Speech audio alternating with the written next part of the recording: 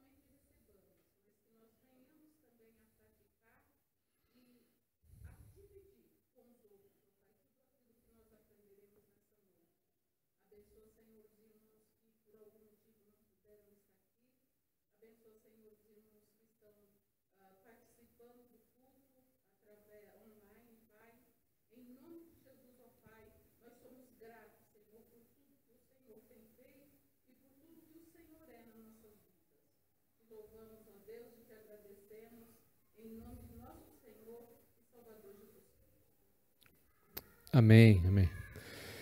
Meus irmãos, vamos abrir a palavra de Deus lá em Gênesis, no capítulo 24. Gênesis 24.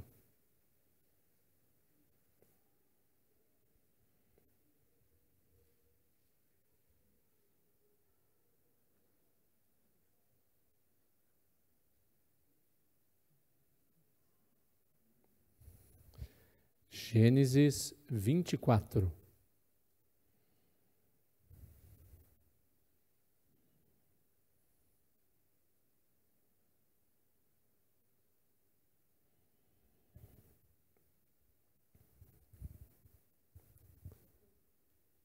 A partir do versículo 1, nós vamos ler alguns versículos, né? Eu vou indicando para os irmãos quais os versículos são, a gente vai acompanhando a leitura, que será a base para o estudo dessa noite. 24, versículo 1. Era Abraão já idoso, bem avançado em anos, e o Senhor em tudo o havia abençoado.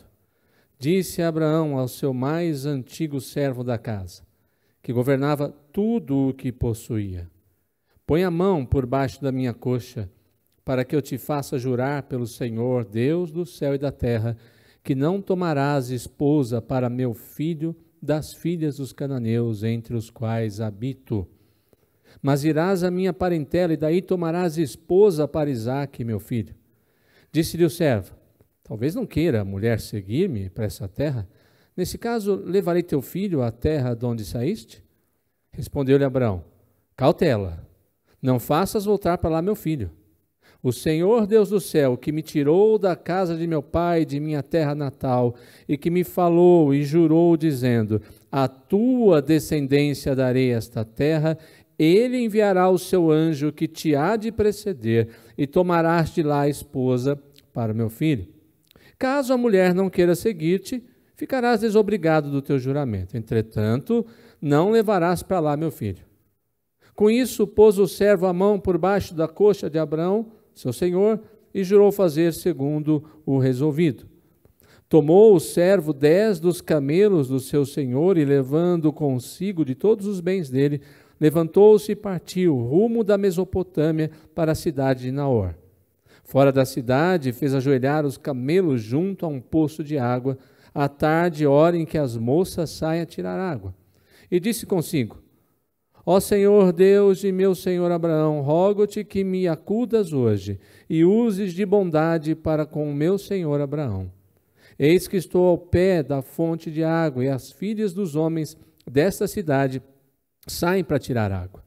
Dá-me, pois, que a moça a quem eu disser: inclina o cântaro para que eu beba, e ela me responder: bebe, e darei ainda de beber aos teus camelos, seja que designaste para o teu servo Isaque, e nisso verei que usaste de bondade para com o meu Senhor.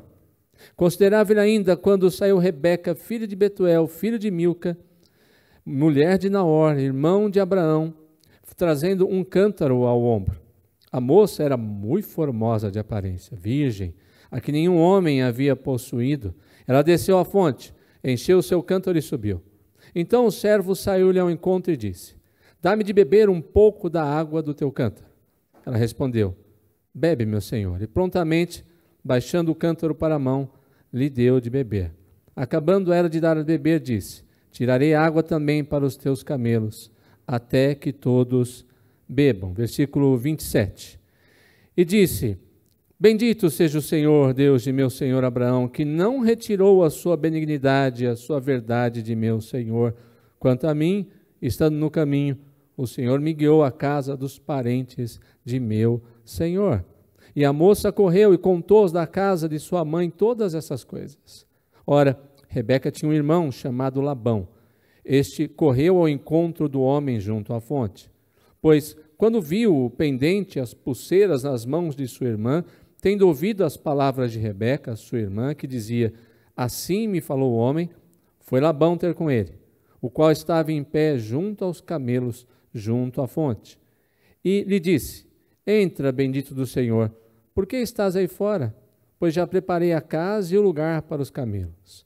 Então fez entrar o homem, descarregaram-lhe os camelos e lhes deram forragem e pasto. Deu-se-lhe água para lavar os pés e também aos homens que estavam com ele. Diante dele puseram comida, porém ele disse: não comerei enquanto não expuser o propósito a que venho. Labão respondeu-lhe: dize, versículo 48. E prostrando-me, adorei ao Senhor e bendisse ao Senhor, Deus do meu senhor Abraão, que me havia conduzido por um caminho direito, a fim de tomar para o filho do meu senhor uma filha do seu parente. Até aí, vamos orar mais uma vez. Pedimos sua direção, Senhor, nessa noite. Que o teu Santo Espírito seja misericordioso conosco e fale profundamente a nossa alma sedenta da verdade, sedenta da tua palavra, sedenta dos teus caminhos. Abençoe o teu povo que está aqui, abençoe aqueles que estão nos seus lares assistindo esse estudo, que todos nós, edificados pela tua palavra, sejamos mais e mais parecidos com o Senhor Jesus. Em nome dele oramos. Amém. Queridos, eu queria tratar do tema ou meditar com os irmãos nessa noite sobre ele irá à sua frente. Esse é o tema do estudo de hoje, ou da mensagem de hoje. Abraão, aqui, você conhece a história desde lá do capítulo 12, já está no final da sua vida, já tinha recebido a promessa do seu filho, e os estudiosos dizem que ele deveria ter cerca de 140 anos de idade. Nesse momento, nós vemos esse desfecho, esse enredo, essa história ocorrendo na vida desse servo de Deus.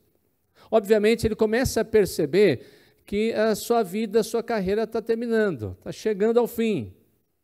Você se lembra daquilo que aconteceu com o rei Ezequias? Deus falou: coloca a tua casa em ordem. Talvez, ainda sem nenhuma menção, ou ouvirmos da parte de Deus algo do tipo, Abraão entendeu, ou estava entendendo que era hora de colocar a casa em ordem.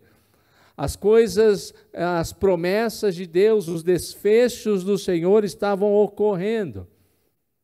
E é interessante aqui, já algo muito importante para nós, que muitas vezes, quando as pessoas percebem que sua carreira está terminando, elas querem colocar a casa em ordem pensando em si mesmas, pensando no que ainda podem ganhar até o momento da morte, pensando em resoluções para os problemas que criaram, mas muitas vezes, em muitas dessas situações, pensam e agem de maneira egoísta, mas nós vemos Abraão diferente.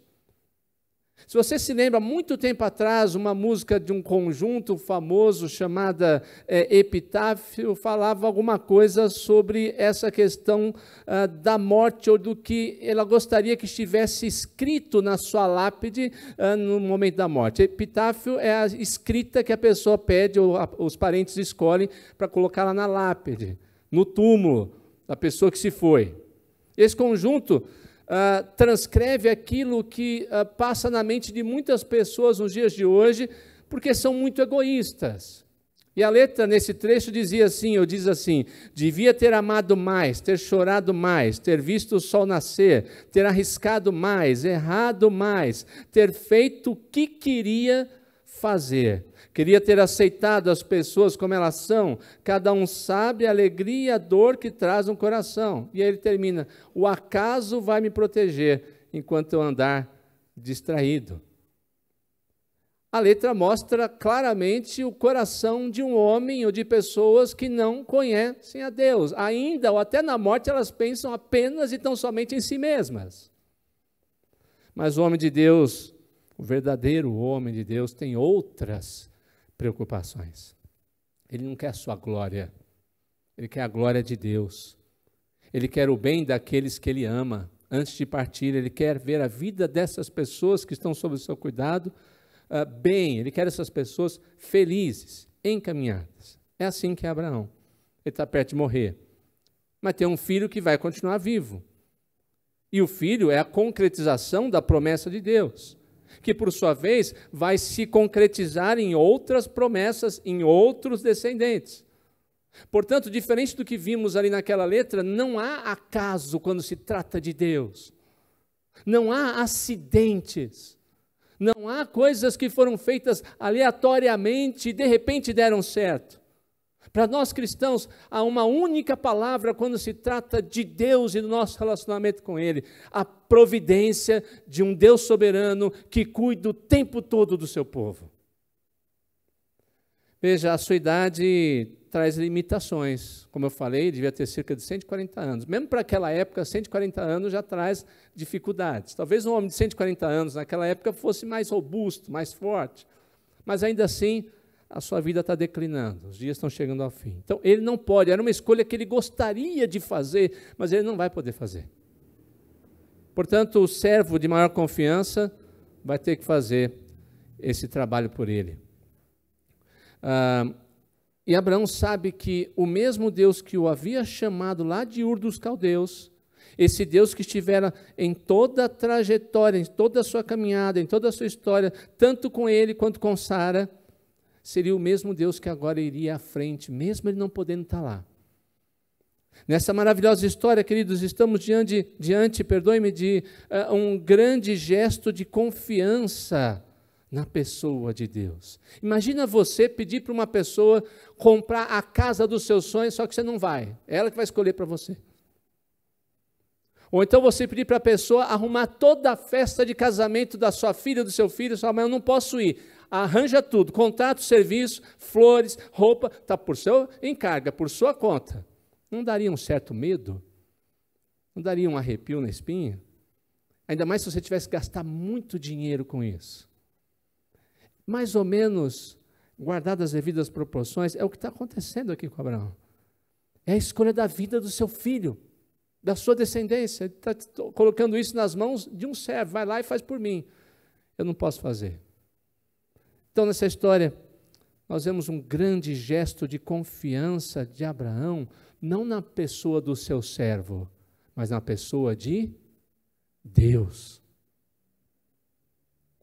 E esse gesto de confiança traz lições para nós também, que vai nos ajudar, com certeza, para que nós, quando tivermos que tomar resoluções diante de escolhas, problemas, saibamos que há um Deus soberano, providente, que está cuidando de tudo.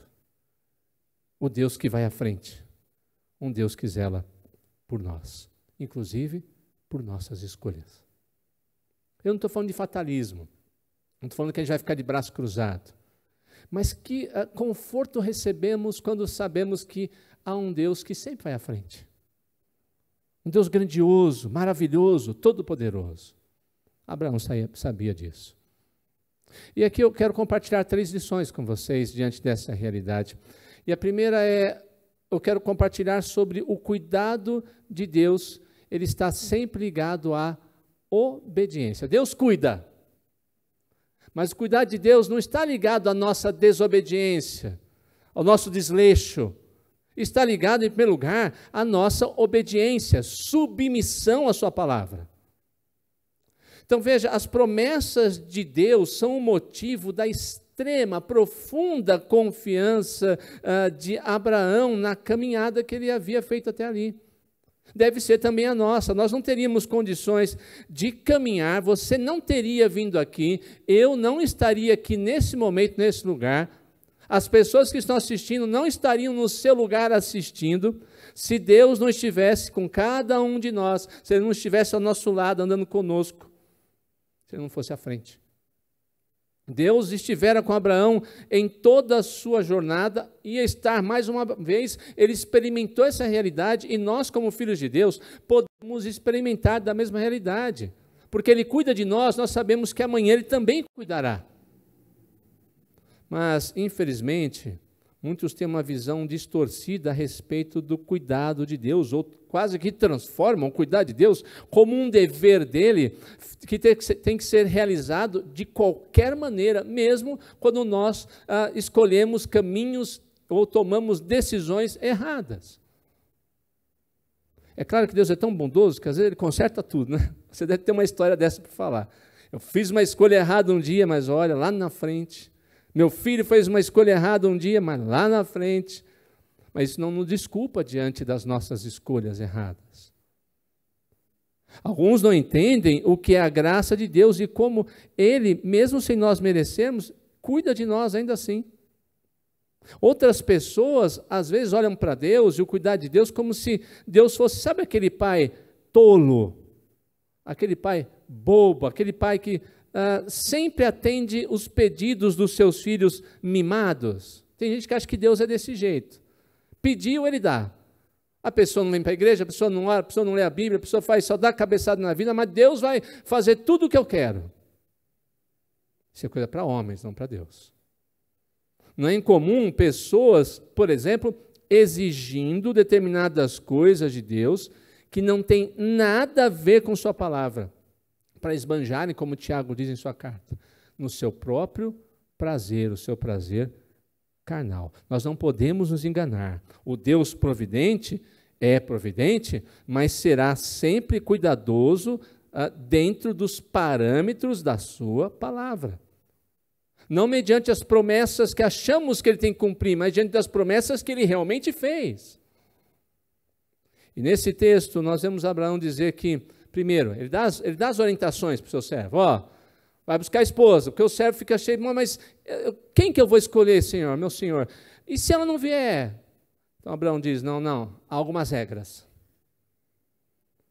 A esposa a ser buscada não pode ser uma mulher dos cananeus, deve ser alguém dentro da minha parentela, e que você, meu servo, seja cauteloso e não leve meu filho lá para a terra de onde eu saí de maneira alguma, porque eu sei que isso vai ser um perigo para ele. Então ele dá 3 parâmetros para ele. Vai lá, o que você escolher está bom. Não. Ele estava confiante no que Deus faria. Abraão estava confiante, mas sabia que não poderia pedir ou exigir de Deus algo contrário à sua palavra. Ele queria uma esposa para o seu filho. Mas não podia ser uma esposa, pega qualquer uma cananita lá, tá bom. A mais bonita traz para cá.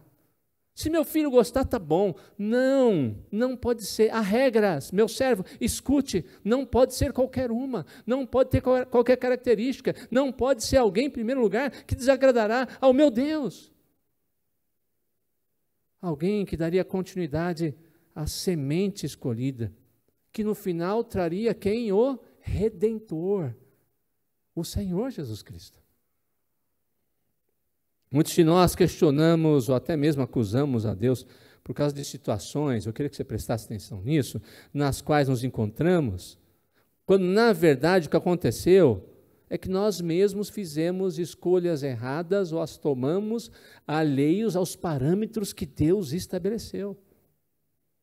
Nosso coração egoísta, às vezes, já fez uma escolha, a gente fica tentando encaixar essa escolha que não tem nada a ver com Deus e sua palavra, para dar um jeitinho para a gente achar que está de acordo com a vontade de Deus, e não está. Transformamos os nossos erros em desculpas para querer a bênção de Deus. Quer um exemplo claro? Coisa que não acontece na igreja. Moço ou moço, tanto faz. Pastor, eu arrumei uma moça linda, estou apaixonado, amando o coração. Qual é a primeira coisa que o pastor pergunta? É crente? Não, mas só pode vir de Deus isso, pastor. Porque o meu coração está pulando quando eu vejo. Ou vice-versa, mas, pastor, arrumei um moço inteligente. Olha, ele tem a vida toda encaminhada. Até casa ele tem, pastor. É mesmo? É crente? Não, mas, pastor, isso está sendo muito exagerado. Eu tenho certeza que ele vai acabar vindo para a igreja. Olha, eu conheço, eu já estou há mais de 20 anos no ministério, a maioria é a pessoa que vai embora da igreja. E aí lá na frente, ai pastor, meu casamento está em crise, ai pastor, meu casamento, ai pastor, meu marido, ai pastor, minha esposa. Por que que Deus permitiu isso? Oh, minha filha, meu filho, você fez a escolha errada, você não seguiu os parâmetros de Deus. Que escolhas nós estamos fazendo em nossa vida? A primeira pergunta que a gente deveria fazer é, elas estão de acordo com a palavra de Deus? São de caráter santo ou são apenas para atender os nossos desejos egoístas, os nossos trabalhos, relacionamentos, os nossos desejos passam pela prova, pelo crivo da palavra de Deus? Precisamos mudar nossa mente e encaixá-la dentro do parâmetro de Deus, que é a sua palavra, para então sim experimentar quão boa e perfeita e agradável é a vontade de Deus. E para isso a gente precisa suplicar a sua direção. Eu não sou diferente de você, nem você de mim, nem de você que está aí assistindo. Nosso coração, a Bíblia diz, é corrupto, é enganoso. Muitas vezes ficamos confusos diante de que caminho seguir, de que escolha fazer. Sabe o que a gente tem que fazer todo dia? Senhor, não deixe o meu coração me enganar. Mostre qual é a sua direção.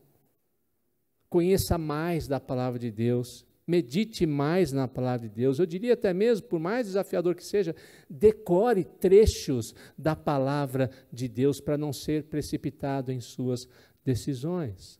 Eu conheço um caso de um homem crente que quase entrou numa sociedade com um incrédulo, mas no momento em que ele estava para assinar o contrato da sociedade, veio o versículo da Bíblia e lembrou, não vos ponhais em julgo desigual com os incrédulos, não vos associeis com eles. Ele na hora largou, não posso fazer isso. Tempos depois ele descobriu que o sócio que tinha aceitado aquela sociedade tinha sido enganado e ficado com um prejuízo enorme.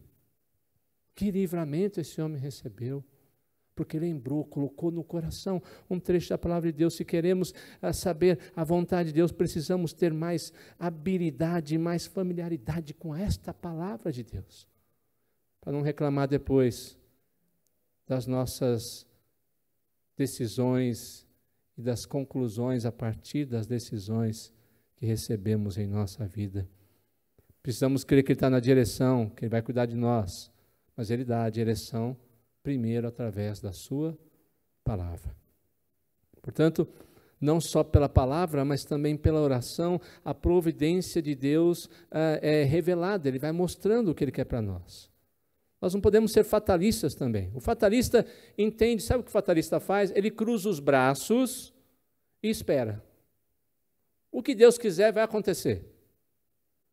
Mas a providência de Deus, queridos, que é maravilhosa, escolheu também os meios que não somente o glorificam, mas que também nos fazem depender dEle, confiar ainda mais em seu cuidado. Então a gente ora, Senhor, olha, eu preciso da tua direção, do seu cuidado. Aquele servo poderia ter feito tudo diretamente, não poderia? Ele poderia ser arrogante, que é muito comum aos que se consideram autossuficientes e que não querem saber, ou já supõem que sabem a vontade de Deus. Mas ele clamou, Senhor de Abraão, me ajude, ouve a minha oração. Ele ora. Ora primeiro para depois aguardar o desenrolar da vontade de Deus, dentro dos parâmetros de Deus e dos parâmetros que iriam suprir a necessidade que o seu Senhor tinha dito que deveria ser atendida. O que seria melhor não para ele nem para Abraão, mas para o filho dele, Isaque. A obediência no cuidar de Deus diz respeito à palavra, diz respeito à oração. Portanto, nós temos que ser homens e mulheres de oração, um povo que deseja ver primeiro o agir de Deus, o Deus que vai à frente, antes da nossa ação, do nosso agir.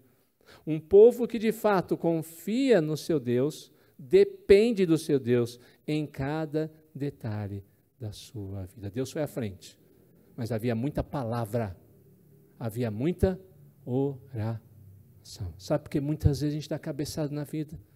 Porque a gente só vai buscar a oração e a Bíblia depois que a coisa não deu certo. A gente tem que buscar antes. Foi assim que Abraão fez, foi assim que seu servo também fez. Segunda lição. O cuidar de Deus leva ao testemunho da verdade. Por que Deus cuida de nós? Não é para atender nossos desejos egoístas.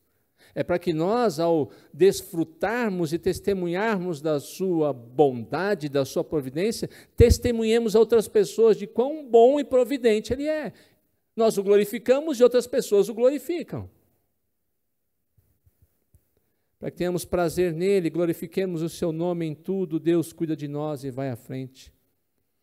Como consequência, ao cuidar de nós, Ele vai fazendo com que o nosso coração se aqueça e testemunhemos tanto sobre a sua glória, quanto sobre o seu poder.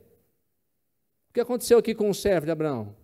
Ele chega na casa ali de Rebeca, dos seus parentes, seu irmão, e ele é convidado, vem comer, tem um banquete preparado para você. O que ele diz? Não comerei enquanto não expuser o propósito a que venho. Falar da palavra de Deus era mais importante que comida. Falar da vontade de Deus, que Deus estava fazendo, testemunhar de Deus, do seu cuidado, que Deus foi à frente, era mais importante do que o conforto. A sua missão era mais importante do que qualquer outra coisa. Muitos teriam feito, bem, tá bom, eu estou com fome, viajei bastante, estou com sede, vamos sentar aqui, comer e beber, depois eu falo. Não, aquele que entende dos grandes feitos de Deus, glorifica esse Deus grandioso e sabe que mais importante do que comer, mais importante do que beber, mais importante do que descansar, é testemunhar dos grandes feitos de Deus. Quando Deus cuida de nós, quando notamos que fazemos parte dos seus planos eternos, que Ele, como Pai bondoso, se compadece dos que o temem, o amam, nasce no nosso coração um desejo profundo de tornar as suas obras, as suas grandes realizações em nossa vida, conhecidas pelos outros. O servo de Deus estava consciente de que, antes mesmo dele ou de seu Senhor terem planejado tudo aquilo, havia um Deus que estava por detrás de todo o plano. O coração do homem pode fazer planos, mas a resposta certa dos lábios vem do Senhor. Qual a consequência de tudo isso? Reflita alguns instantes, meu irmão, minha irmã. Na vida julgamos saber e elegemos determinadas coisas como essenciais. Pensemos, existe alguma coisa mais importante, humanamente falando, vamos aqui tentar, você não precisa me responder, mas na sua mente aí, tá bom? Existe alguma coisa mais importante do que nossas necessidades físicas? Você não precisa se alimentar? Você não precisa beber água? Alguma coisa para matar a sede? Vamos aumentar isso um pouquinho. Não é justo você ser aceito pelos outros? Alguns nos dizem que é importante ter autoestima, dizem que isso é essencial.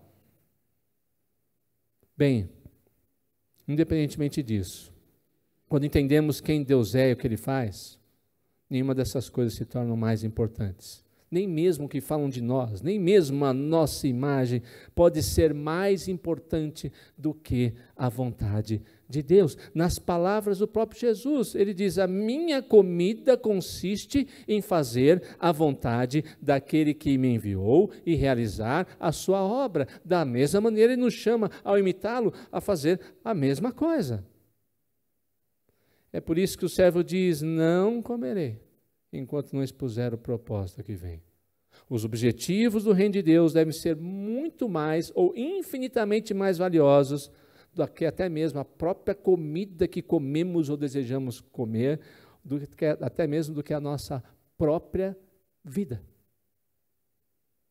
Aquele servo notou tudo que Deus fizera, não somente naquele momento, mas na história do seu senhor Abraão. Ele vai descrever, se você puder ler todo o capítulo, ele vai descrevendo o que foi que aconteceu na vida do seu senhor. e o que aconteceu na trajetória até aquele momento. Ele teve a capacidade de ver a ação do Deus providente, a ação de Deus na história, geral e particular. Esse é um erro que às vezes nós cometemos, um ou outro. A gente perde a perspectiva ampla ou perde a perspectiva particular. Às vezes nós vemos só Deus agindo na história. Nossa, você viu o que Deus fez lá na Grécia Antiga? Viu o que Deus fez lá em Roma? Viu o que Deus fez na Pérsia? Viu o que Deus está fazendo no mundo? Ótimo, você tem que ver isso. Mas a gente não é capaz de ver. Você viu o que Deus está fazendo na nossa vida? Você viu o que Deus fez na vida do meu filho? Você viu o que Deus fez hoje na minha história? Ou então a gente também olha só para esse aspecto. Nossa, Deus tem feito tantas coisas na minha vida particular, mas no mundo eu não estou vendo Ele fazer nada. Não, Deus está agindo nos dois campos ao mesmo tempo, com o seu poder, com a sua providência. O reino de Deus, sua vontade, seus objetivos, são maiores do que qualquer coisa, até mesmo do que a nossa própria vida. E ver a ação dele na história, macro-história, micro-história, são razões de sobra para testemunharmos a respeito dele em todo o tempo. Temos que ter, portanto, a capacidade de ver esse Deus agindo, cuidando, para que testemunhemos a respeito dele. Você já deve ter escutado o jargão usado por corporações militares. Já ouviu esse jargão? Missão dada é missão cumprida. Quando se trata dos grandes feitos de Deus e daquilo que Ele deseja que façamos, nós temos que ter essa ideia ainda mais fixa em nossa mente. Cumpra a missão que Deus confiou em suas mãos, de testemunhar a respeito dos grandes feitos, da sua grande providência, do seu cuidado em sua vida, em sua história. Finalmente, não olhe para o cuidado de Deus como um fim em si mesmo, mas como uma oportunidade de mostrar o amor dele, o cuidado paternal dele àqueles que convivem com você. Aproveite essas oportunidades. Olhe para o que aconteceu nesse evento. Depois de tudo testemunhar, os seus ouvintes nada puderam fazer, senão o quê? Com seus próprios lábios testemunhar da verdade que aconteceu. É verdade. Grandioso é Deus. Terceira e última lição. O cuidado de Deus é a certeza de que Ele conduzirá a nossa vida. Você leu. Deus falou para o seu Abraão, perdoe-me, falou para o seu servo. Deus, enviará o anjo que te há de preceder. Ele está falando para o seu servo, você está indo, mas o anjo já está lá. Mais ou menos com a expressão que a gente usa hoje, né? Você está indo com milho, o anjo já está lá com fubá faz tempo, viu? Há muito tempo. E o servo entende isso e diz, Deus, havia me conduzido por um caminho direito. O anjo do Senhor que Abraão prometeu, me conduziu, me trouxe até aqui. Só uma explicação, foi o Senhor. Abraão cita o nome do Deus do pacto, Yahvé, o Deus do céu, da terra. Ele quer mostrar ao seu servo que Deus não vai abandoná-lo. Ele já sabe do que o seu filho e sabe também do que o seu servo que está indo fazer a escolha precisam antes de chegarem lá e melhor, até mesmo antes de pedirem. Queridos, não há razão para medo ou temor em nossa vida para o dia de amanhã, para nossas escolhas. O Deus da aliança, aquele que cumprira todas as suas promessas, iria mais uma vez cumpri-las. Abraão tinha experimentado isso, esperou um monte de tempo, até que seu filho venha. A palavra de Deus diz que Abraão esperou contra a promessa, ou até mesmo contra a esperança. Talvez lá no seu coração ele dizia, eu já estou ficando velho, essa promessa não vem, eu fico relutante em meu coração, mas eu sei quem me prometeu, Ele vai cumprir. Depois que passa tudo aquilo, ele pensa, se Deus fez aquilo por mim, o que é agora uma noiva para o meu filho? Ele vai fazer algo como Ele no passado fez, também agora no presente. A vontade de Deus, esse Deus da aliança, prevalece não somente nos céus, mas igualmente na terra e de maneira especial e maravilhosa sobre a vida daqueles que o temem, que o buscam. Ele enviará o seu anjo que te há de preceder em qualquer empreitada da nossa vida, quando estamos no centro da vontade de Deus. Antes de nós, o próprio Deus vai à frente para aplanar os caminhos, concretizar os objetivos que Ele mesmo nos propôs desde antes da eternidade, e por isso não há o que temer. O que vai acontecer é segundo a vontade de Deus. Com Cristo, ainda mais, a vitória é certa. Abraão sabia disso e nós igualmente precisamos não saber, mas relembrar, reforçar isso em nosso coração. O texto mostra que tanto Abraão quanto seu sobrinho Betuel não podiam fazer outra coisa senão confiar seus problemas a terceiros, pois ele era idoso, Betuel, quando o servo chegar na casa dele, também é idoso, eles tinham que pedir para alguém agir por eles. Para Abraão, o seu servo. Por Betuel, Labão. Nós, da mesma maneira, precisamos confiar em Deus, sua providência. Às vezes, principalmente quando a nossa incapacidade transparecer, quando você chegar assim e ficar num beco sem saída, não sei o que fazer. Fui até onde podia ir. Não tenho mais escolha. Não há mais resposta aparente. Outras pessoas vão ter que fazer essa escolha por mim. Outras pessoas irão na frente. Mas uma coisa eu sei, a minha limitação não poderá esconder o poder do Deus soberano, que é ilimitado, é infinito. Aliás, é algo que a gente tem que aceitar mais cedo ou mais tarde. Mais cedo ou mais tarde a gente vai ficar idoso, mais idoso. Alguém vai ter que levar a gente para o hospital, vai levar para a consulta, vai levar para o exame, vai ter que tomar um remédio. Às vezes a gente vai ficar numa cama de cirurgia, fazer uma cirurgia, se recuperando, e outros vão cuidar de nós. Outros vão lá na conta bancária pagar as contas do nosso lugar. O que a gente vai ter que fazer? Meu Deus, será que sabem assim? Meu Deus, será que pegaram mais dinheiro do que deveria? Meu Deus, o que eu vou fazer? Não, Senhor, sempre foi assim, agora mais do que nunca. O Senhor, com o seu anjo, irá à frente. Abraão tinha aprendido em vários anos dessa lição. Ele, em muitas ocasiões, deixara de confiar em Deus. Por exemplo, quando ele desceu para o Egito, você lembra disso? O que ele falou para Sara? Você é muito bonita. Você sabe disso. Quando chegar lá, se descobrir que você é minha esposa, vão me matar. Então faz o seguinte, conta uma meia-verdade. E meia-verdade é uma mentira inteira, tá? Você fala que é minha irmã. O que Abraão demonstrou aí? Falta de confiança no poder e no cuidado de Deus. O que Deus tinha prometido? Haverá um descendente seu de sua esposa. Ele não ia permitir que ele morresse, nem que sua esposa fosse tomada. Mas ele está começando. Ele é um homem como nós. Por que essa história está ali? Para mostrar que Abraão é como nós somos como Abraão. Em muitas situações da vida a gente tem medo. Em muitas situações da vida a gente desconfia. Em muitas situações da vida a gente acha que o nosso plano é melhor que o de Deus. Mas Abraão aprendeu. Ele sabia quem Deus era, o que tinha feito. A sua fé tinha sido fortalecida por todos aqueles anos, ao caminhar com Deus e Deus caminhar com ele. Quantos atalhos e quantas tentativas, semelhantemente a Abraão, nós temos de adivinhar o que Deus quer, ou o que Deus queria. Assim como Abraão aprendeu que aquilo que o Senhor quer será feito sempre, é sempre o melhor, Ele vai agir da mesma maneira na nossa vida. Por isso devemos sempre confiar em Deus, colocar todas as coisas, mesmo até aquelas mais simples, nas mãos de Deus. Você já reparou que a gente às vezes coloca coisas difíceis, mas as mais simples a gente não coloca na mão de Deus? Quando a gente deveria colocar todas as coisas na mão de Deus.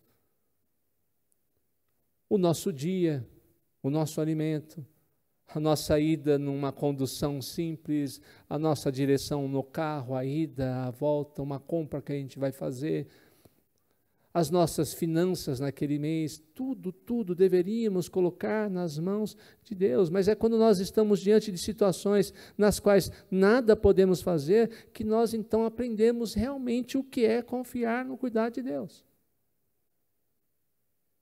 Deus respondeu: Abraão, seu servo, confiaram, oraram.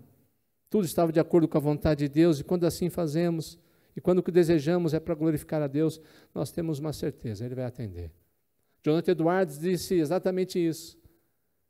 Quanto mais nobres, excelentes os nossos pedidos de oração forem para a glória de Deus, mais Deus terá prazer em os atender.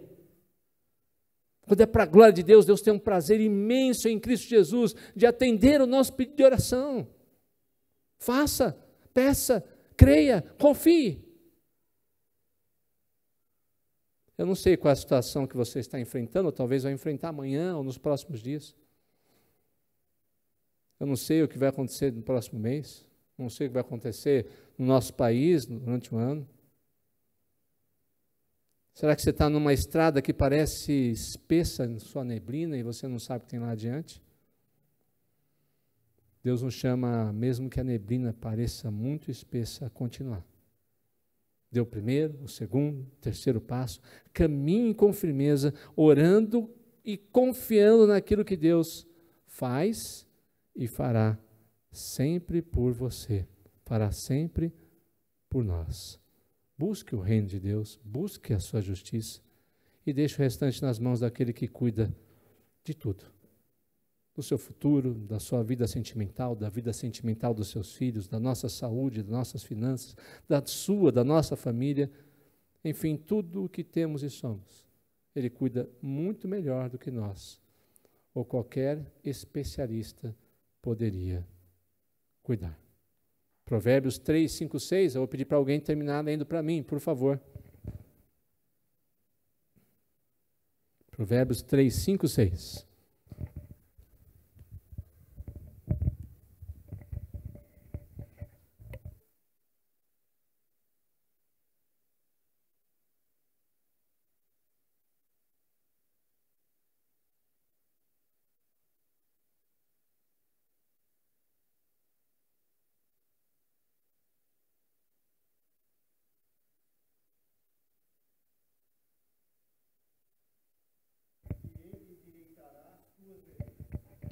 Confia no Senhor de todo o teu coração.